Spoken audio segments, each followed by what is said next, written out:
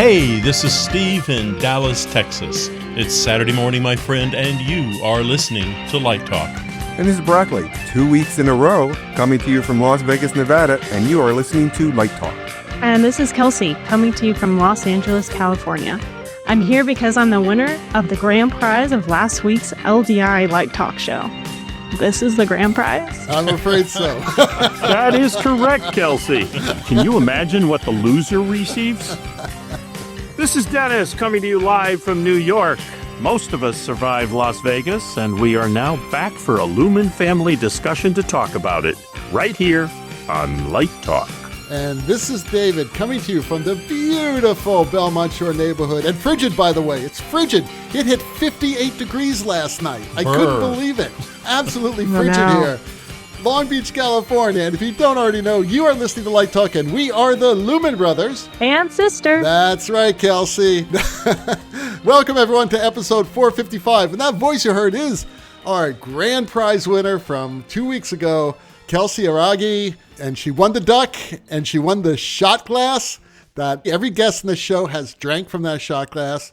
She's won the commemorative, not ready for dishwasher coffee mug that we all signed. And she won a duck. And what else? Oh, she won this. She wanted to be a guest co-host on the show. I would take that shot glass right now and just put it in a teacup full of Clorox bleach. Yes, I would Clorox for about a week. Thing. You guys obviously aren't aware. I saw that shot glass on eBay. I think Kelsey got like $400 for it. Whoa! Oh, no. The other thing, Kelsey's too young to remember, but we all know what happened when the duck came down on Groucho Marx. It meant you won the prize. That's right, $50. That's right. But we're too cheap for $50. I remember that. Yeah, well, anyway, welcome, Kelsey. It's great to have you here as a honorary Lumen sister.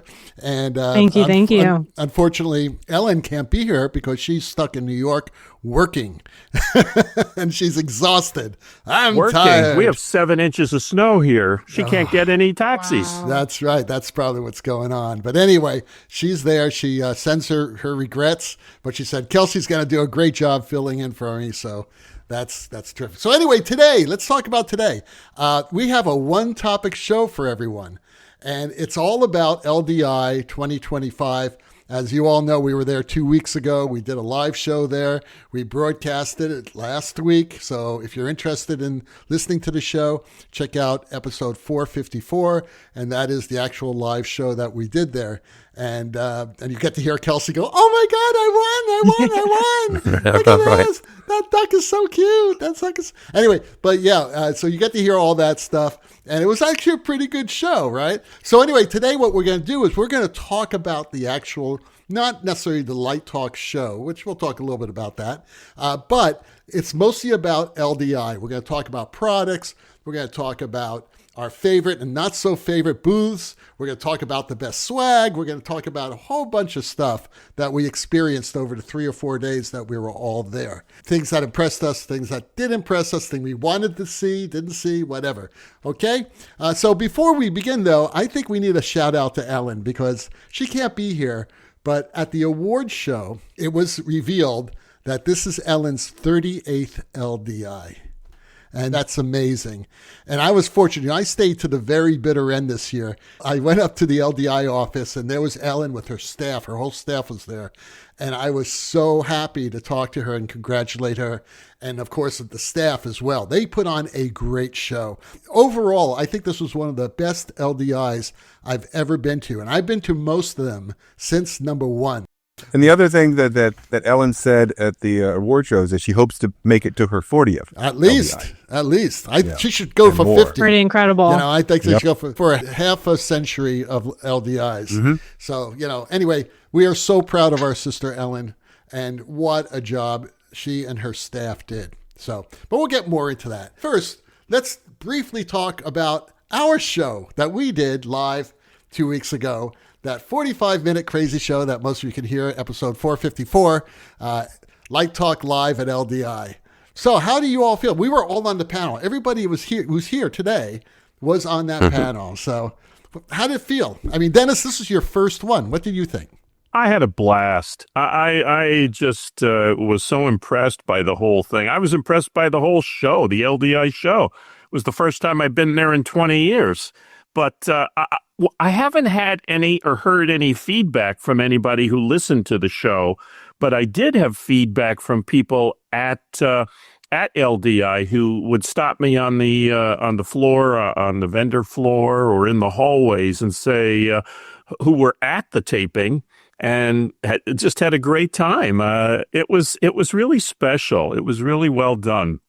I felt proud to be there. And if you were to ask me what was the number one high point or highlight of LDI for me, it would have been that event. It was really very special.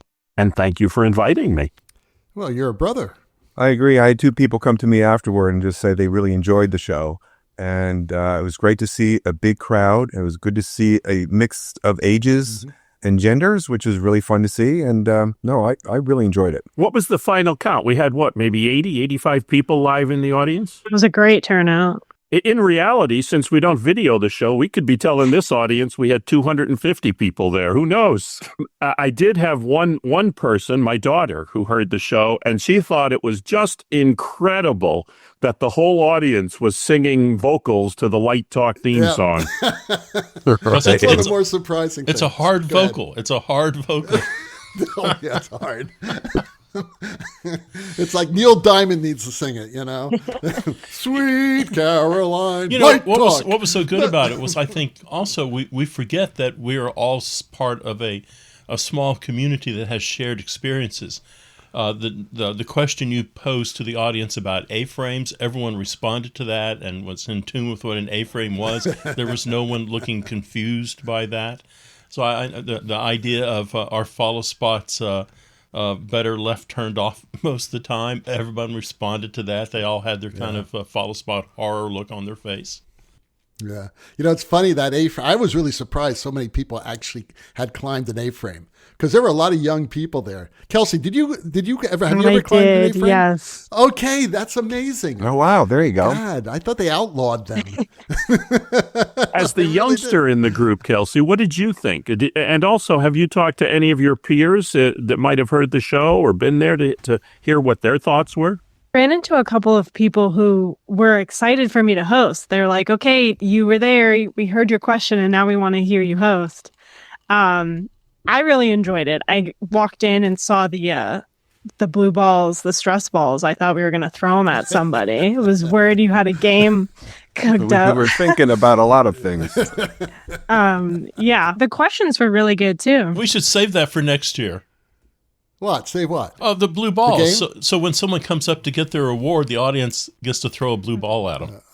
I got tons of balls here. Yeah, you can't. I have heard that about you. We bought 110 blue balls. Okay, and I think so 80 of those were taken.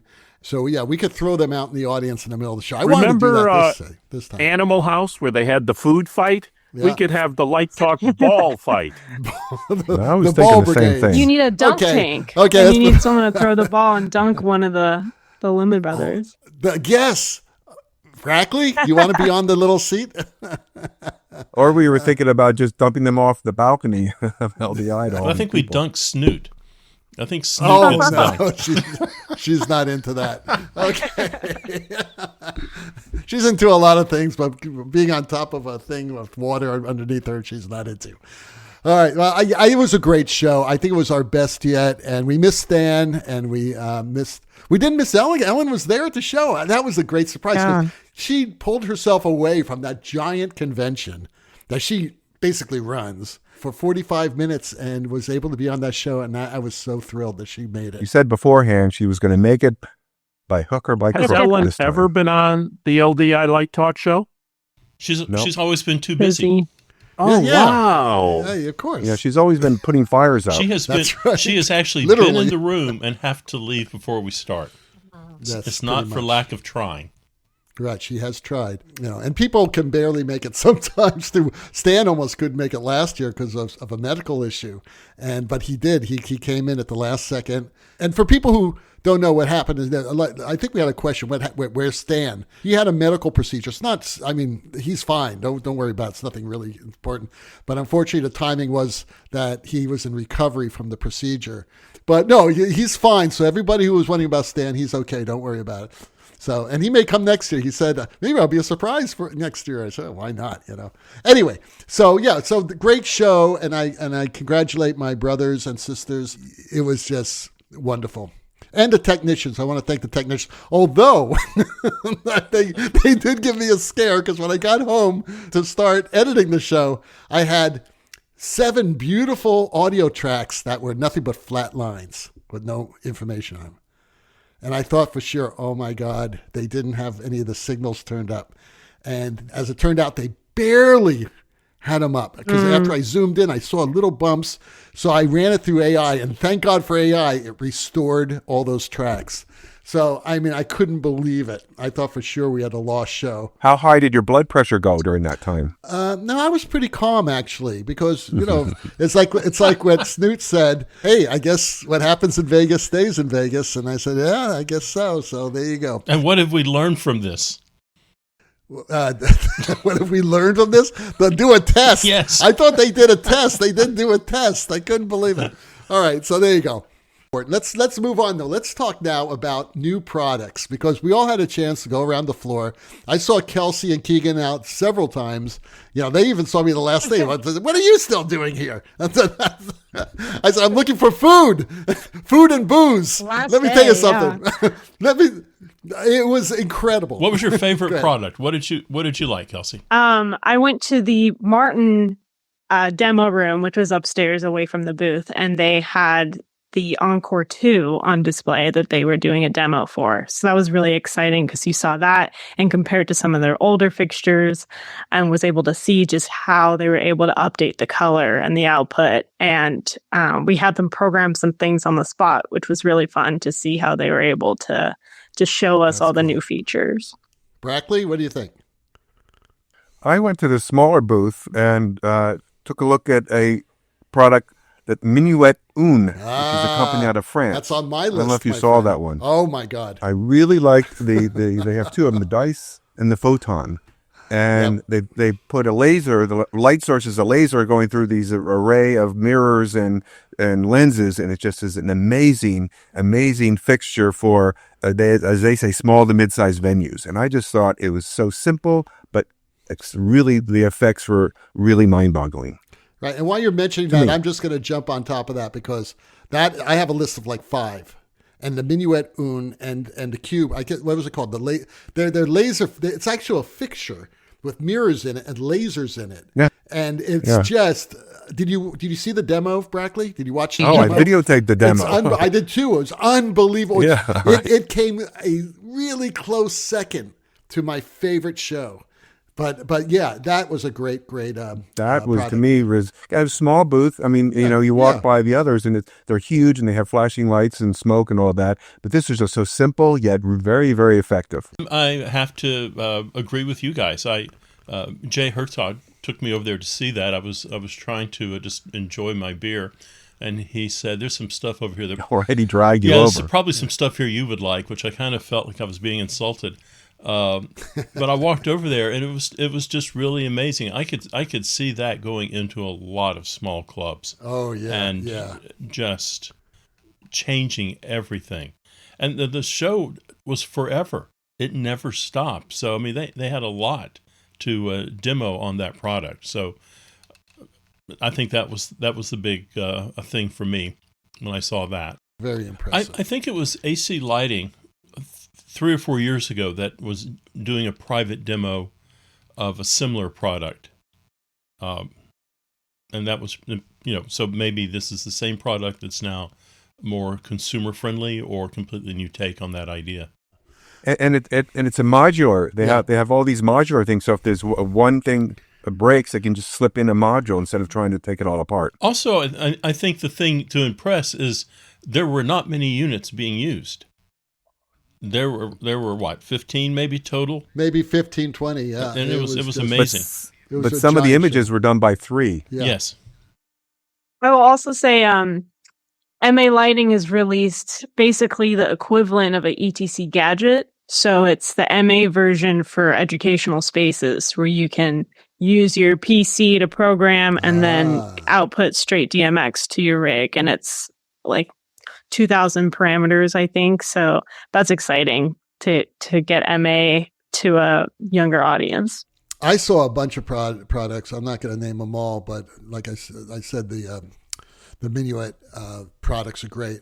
Rowe has the most amazing translucent video screen. You saw it right when you walked in, and you basically can see through it to lights behind it. And I can see that being used. It's pretty cool.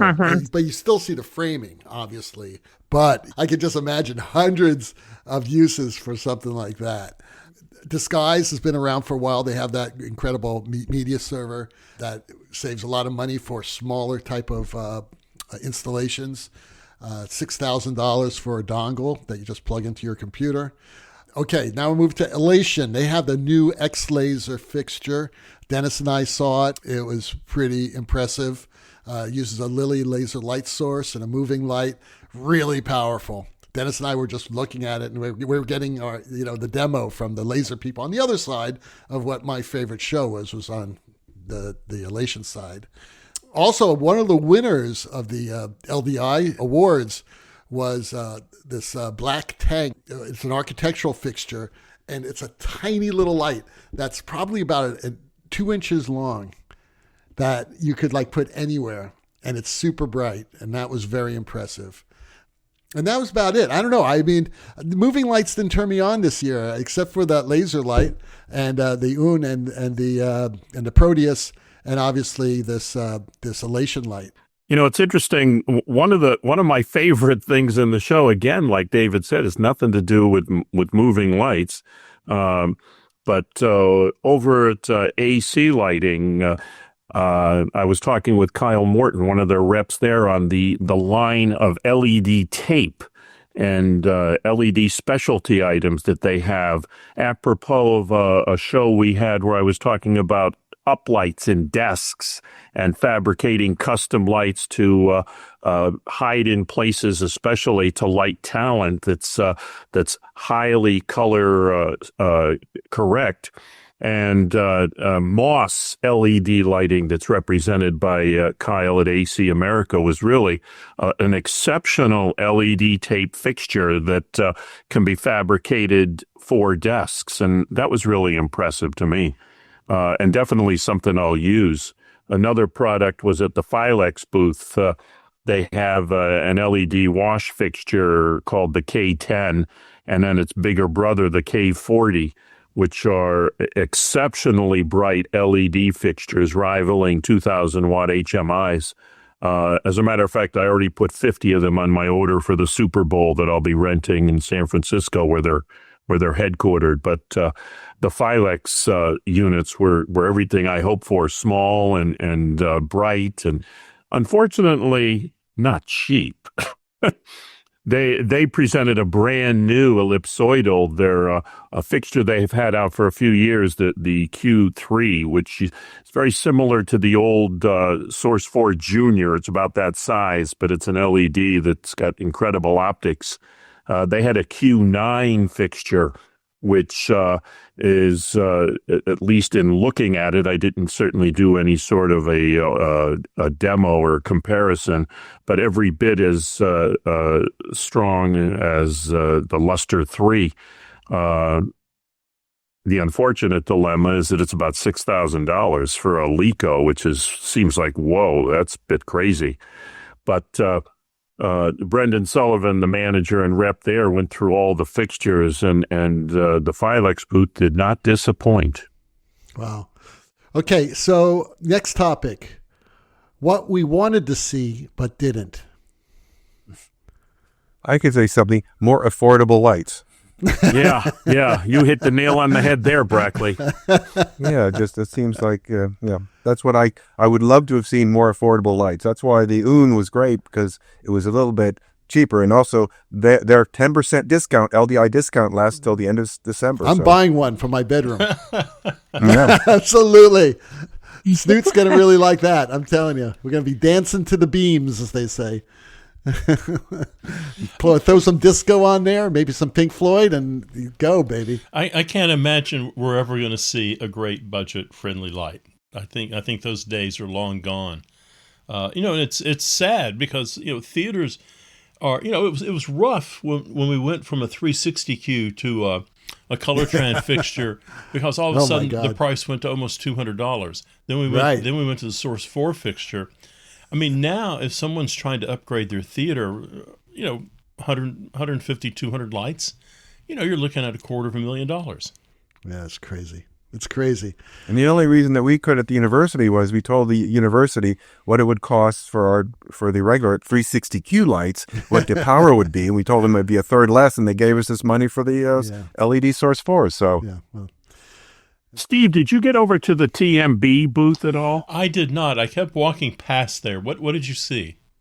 Well, they had an interesting little footlight there, and apropos of your desire for less expensive and stronger and better footlights, they had a foot. Basically, it's a strip light, but it could be used as a footlight, and it was a pretty cool fixture. I can't remember the exact name of the light, but you should check on their website for this TBM footlight. It might be something you'd be interested in. I'm writing it down right now. yeah. Okay. What I wanted to see, but didn't. Two things: a light board you can talk to, and Kelsey's laughing. None of us are laughing anymore. I want to ask Keegan what he thinks of that. And Verilight. Where the hell was Verilight? I noticed that, and I think last year they had the Hive, right? And there was only 10 fixtures, and it was a prototype, and I was interested to see this year, what changes have they made, and they weren't there at all. No. I think they were in a room somewhere, weren't they? I don't know. Nobody. I had 3 people ask me, where's Verilight? And I actually passed a little booth against the wall that was like from Poland. It was a Polish company, and there was a table with a Verilight logo on it. And I said, what does this have to do with anything? Unless maybe they're a rental company and they happen to stock Verilights. But what's going on, Steve? Why don't you tell us what's happening with Verilight? This is one of the largest creative entertainment design shows in the world, and they're not there. I think the booth you're talking about, Verilight is helping them with a new networking system.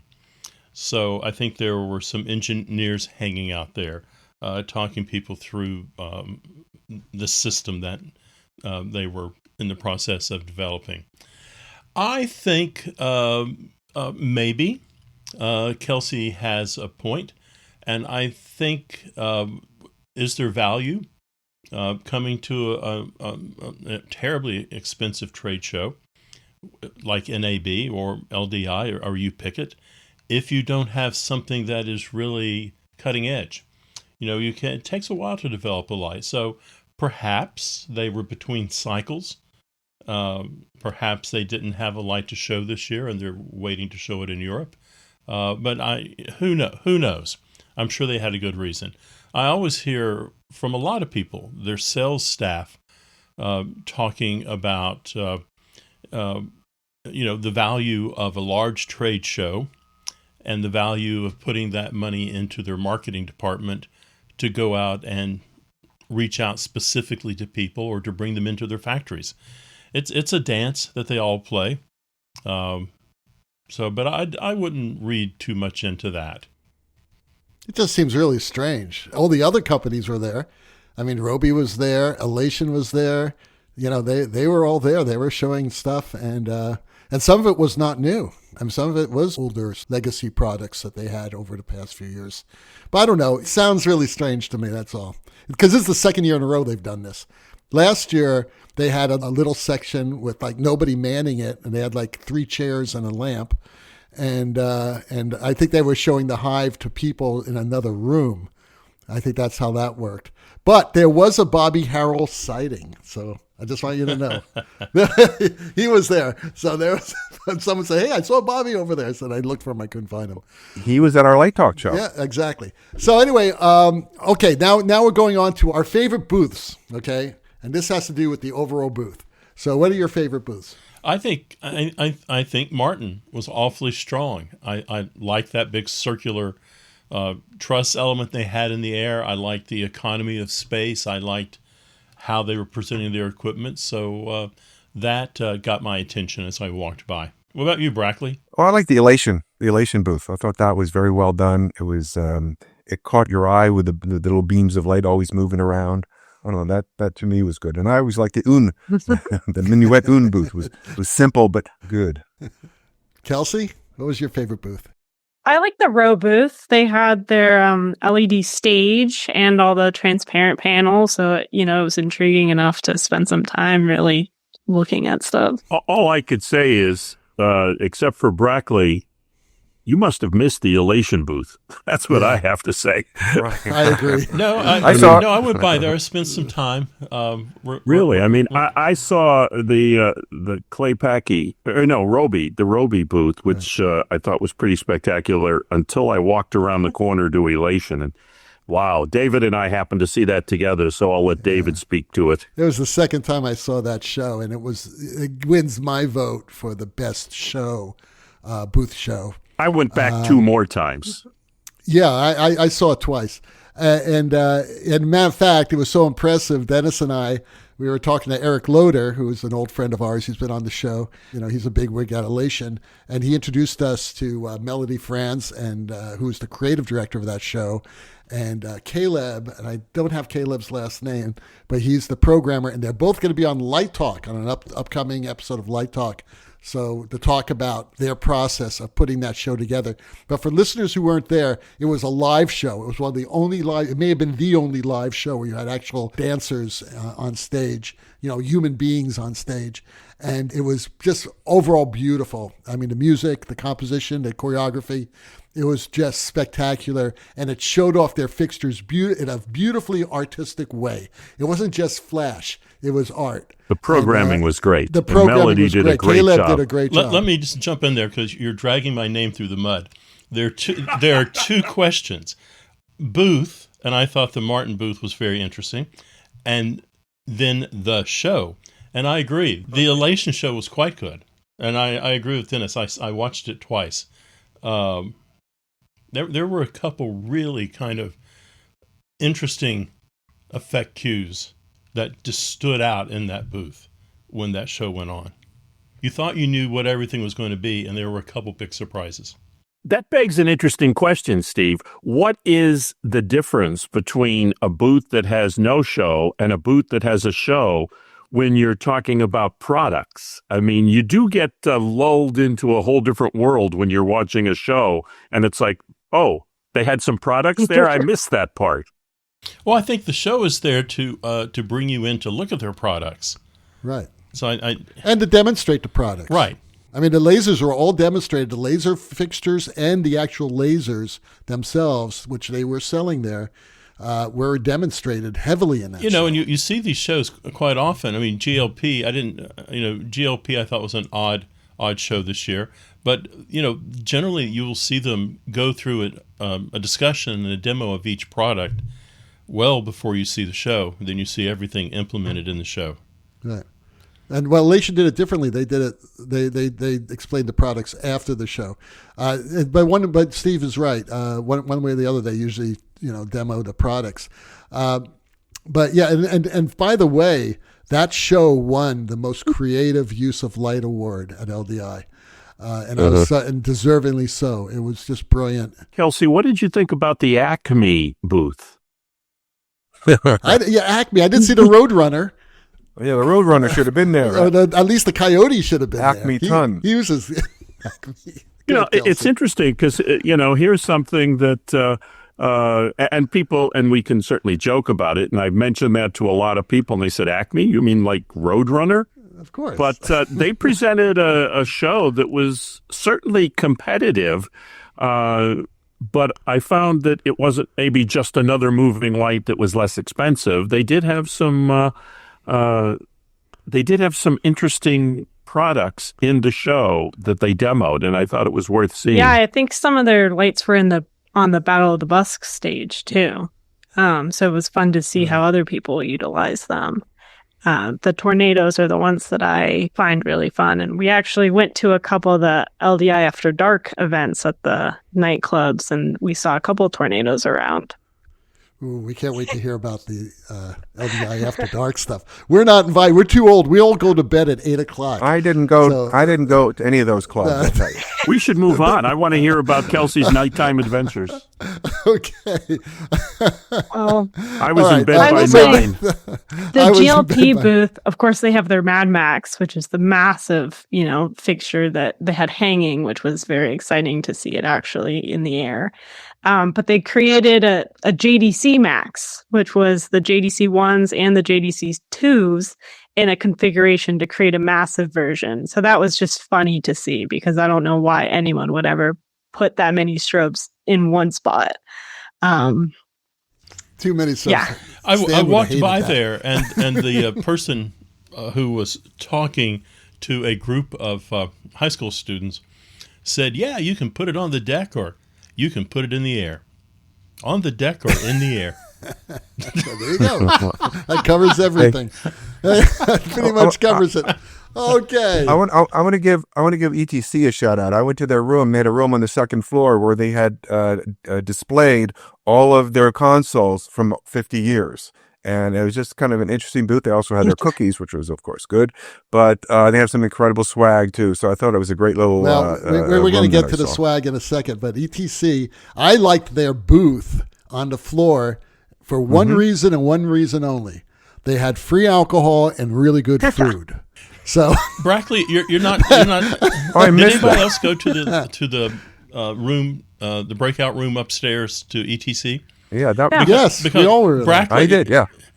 Brackley's leaving out the best part, and I didn't know this. The cookies? No, not the cookies. The Yetis. Fred Foster was quite a woodworker. I mean, he was a cabinet. He could build cabinets. He was really good as a woodworker. It was his hobby. And I didn't know this, but there was in that room sitting a console that was beautiful that was made out of wood. And Fred would prototype the consoles for the ergonomics of it in wood before they would go to production. And it was just gorgeous sitting there. It was a piece of furniture, beautiful. If you like to put drinks on a console. Well, that's what the Plate. Yeti's You can for. eat off of it. Well, the Yeti was great. The small Yeti, the Wisconsin shot glass. And they ran out of them because people like me. Okay. And the cookies were unbelievable. The pigs I could do without. They also had these ETC pins.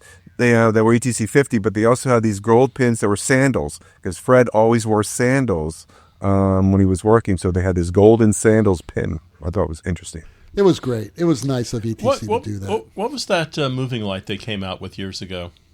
The Revolution. I looked at the Revolution, and I remember that light just being gigantic. But when I saw it compared to lights today, it looked kind of small. Okay. You could fit that on a balcony rail. I love ETC. Everyone knows I love ETC. I think that they're the most amazing company in so many ways. Technology, but I think the Revolution was a real mistake. They sold a lot of them, but boy, I mean, I think it was a good idea in theory. Well, they were quiet. They're quiet, but they were modular. Like, you didn't have to get everything into a moving light.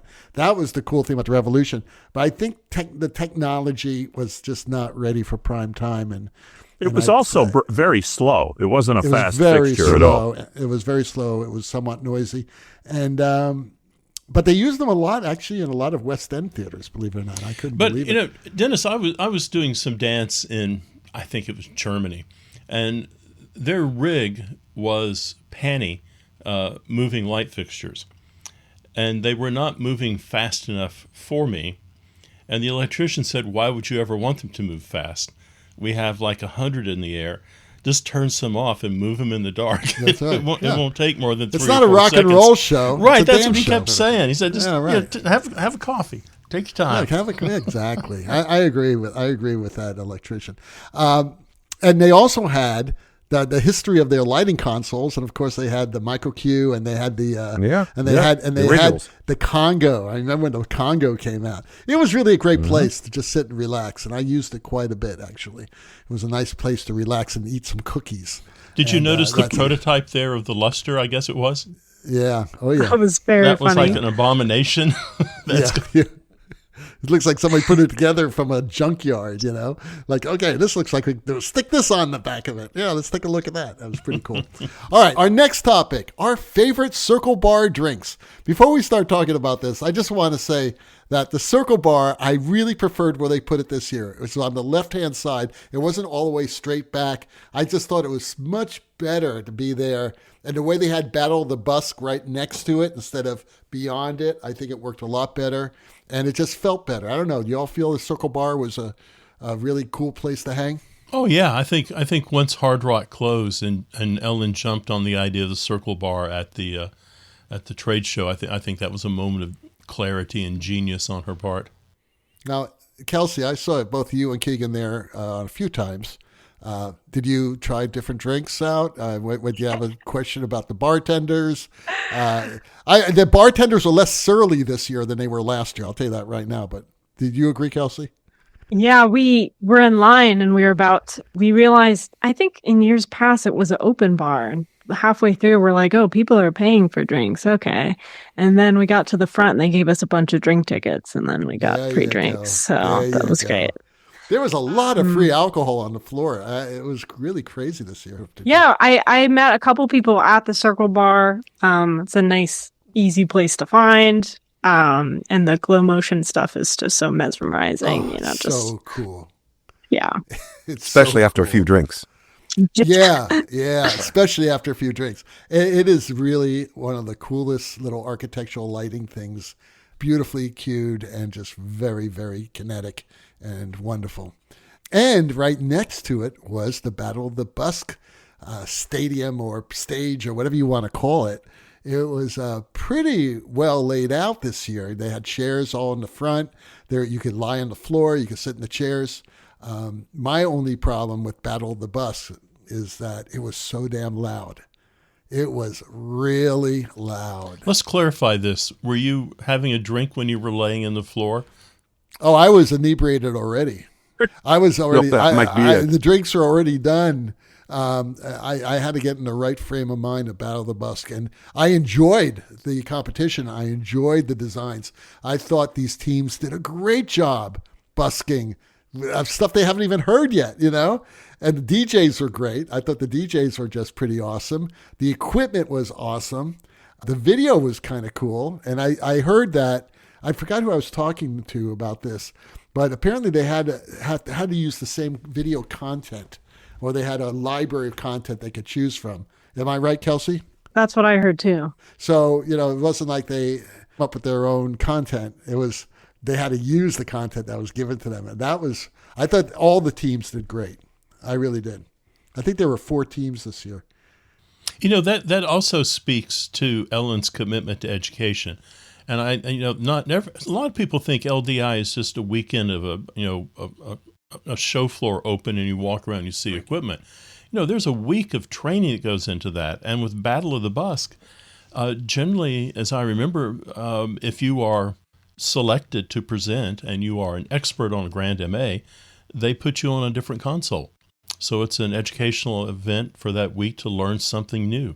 And you're right. I mean, last year, it was interesting looking at how they did content, because there was content that was available and to be used. But what was interesting was seeing how different teams used the same content in very different ways.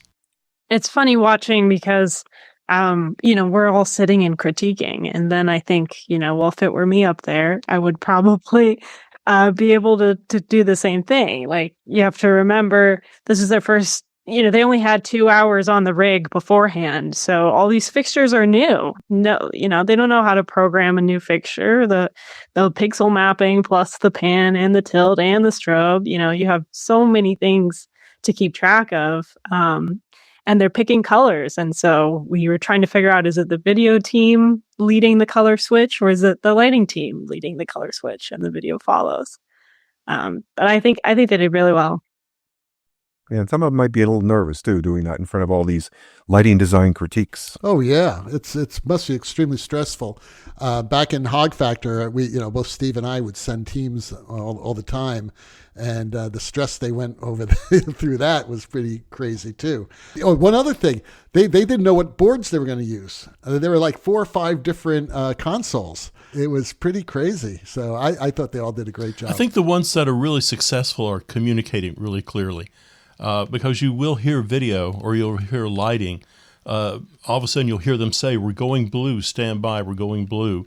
And the team responds to that as opposed to a discussion of, "Well, I thought green might be better here." So they video and lighting pass it back and forth. And Steve, I don't know if you were there, but you couldn't hear anything over that music.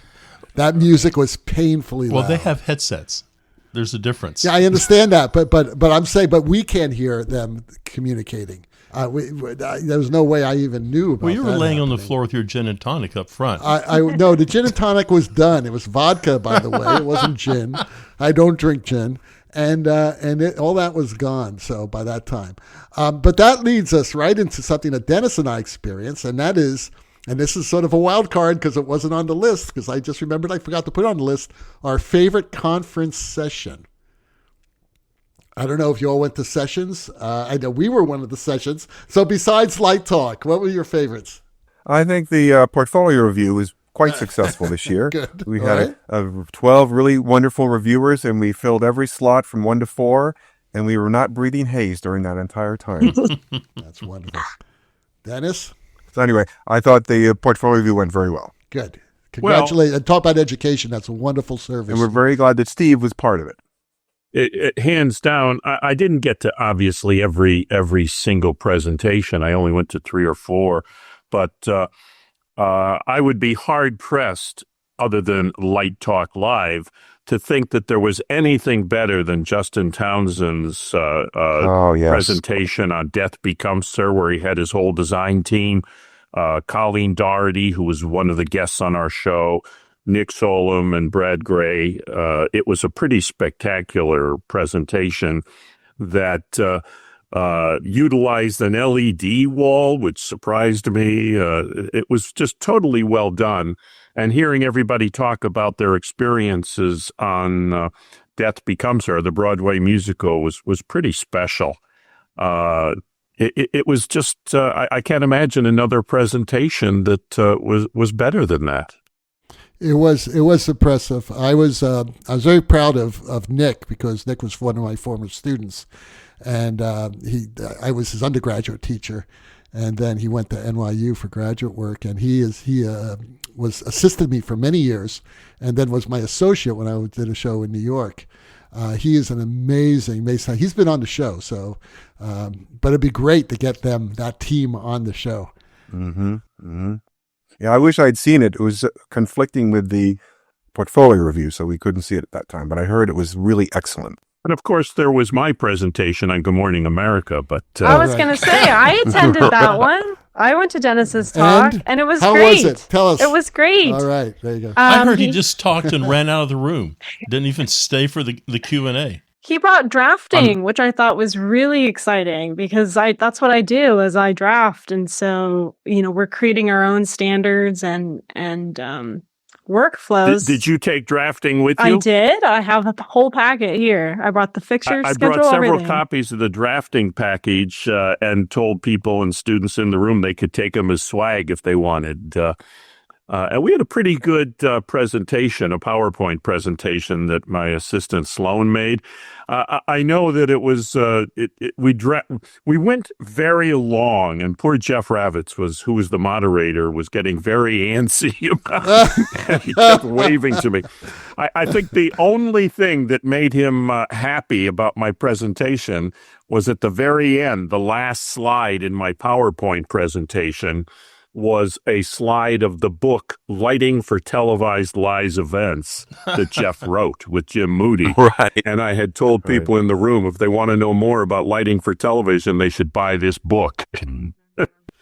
Okay, so that moves us to our favorite swag. What was your favorite swag? We already mentioned the ETC swag, which was my favorite. I think that was the best. Yetta.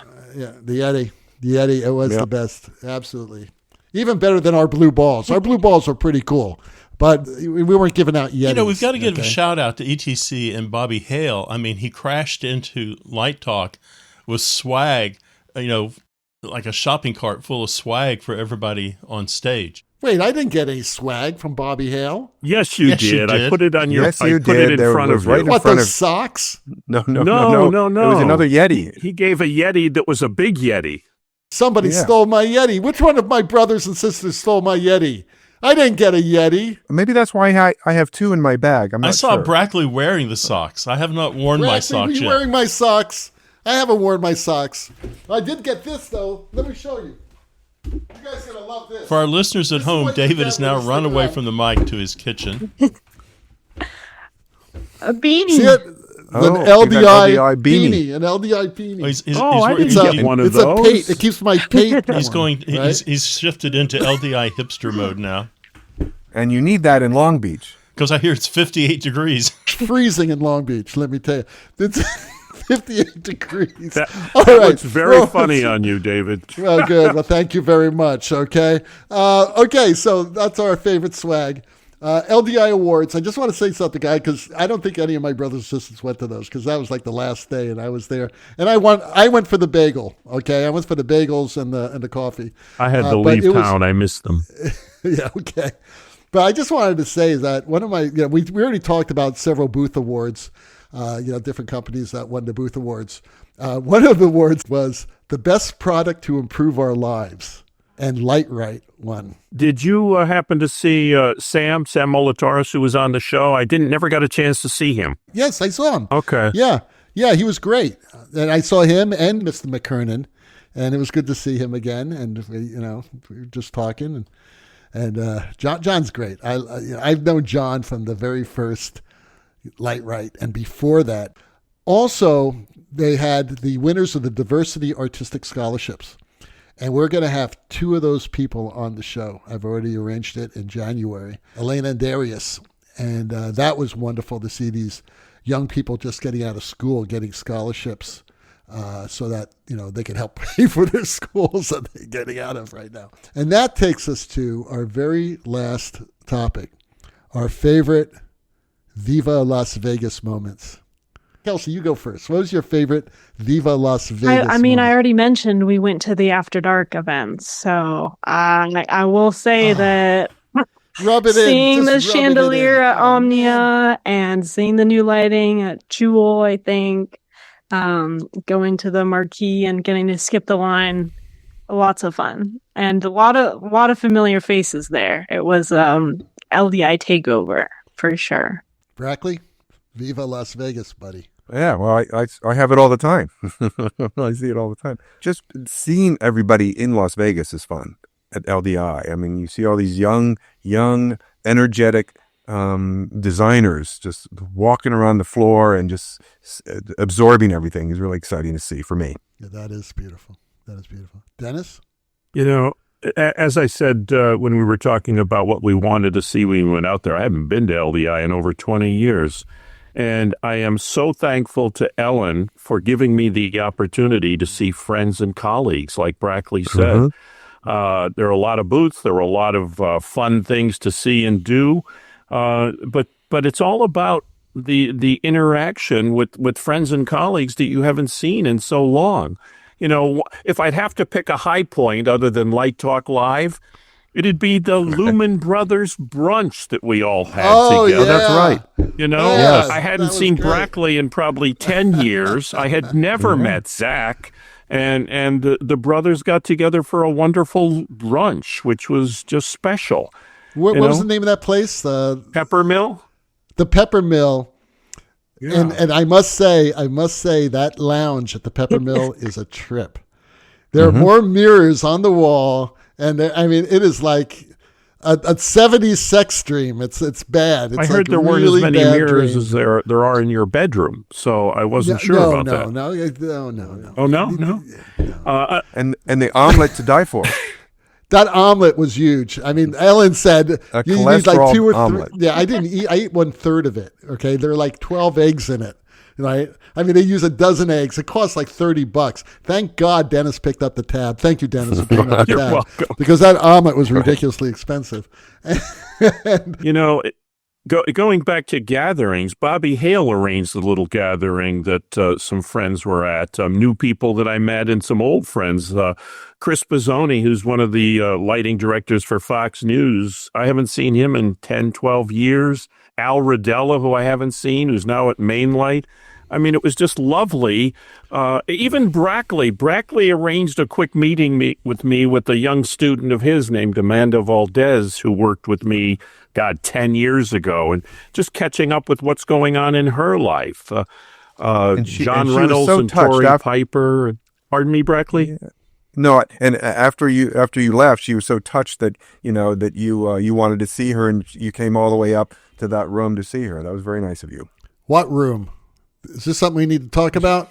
the Snoot! portfolio Snoot, we got a review problem. room. Snoot. The portfolio not review here. room is what. You know, Oh, that I could room. go Okay, on and they're talking on about, with people I met, but you get the gist of it. Yeah, It's just that's the reason to go to LDI. It's just wonderful to hook up with people you haven't seen in a long time. And be careful how you use that term hookup. It doesn't mean the same as it did when we were young. My wife okay? keeps telling me that as well. I've learned the hard way at school that you can't say, "Hey, I'll hook you up." You cannot say stuff like that. Steve, what was your favorite Las Vegas moment? I had two moments. One was when I got thrown out of a cab for the first time in my life by the driver. The second was I have to give a shout out to Resorts World. So I show up, my room is not ready, and the lady looks at me very graciously and says, I can offer you a room with a rather boring view of the mountains, but I also have $200 here that you can use at the bar. So I got a room of a mountain view instead of a strip view, and a drink ticket for $200 for 3 days in Vegas. Well, I think the mountain views sometimes are better than the strip views. Just I agree with Brackley, and that brings me a great segue to my favorite Las Vegas, Viva Las Vegas moment. And that I stayed at the Westgate, and they gave me a room that faced the strip, and it also faced the Westgate marquee. And also, I had a great view of the Sphere as well. And I'm talking to Snoot on the phone, and I'm looking out the room, and all of a sudden the marquee changes and says, "Welcome, Carol." And for people who've been watching Pluribus, which is that great Apple TV show, they know what I'm talking about.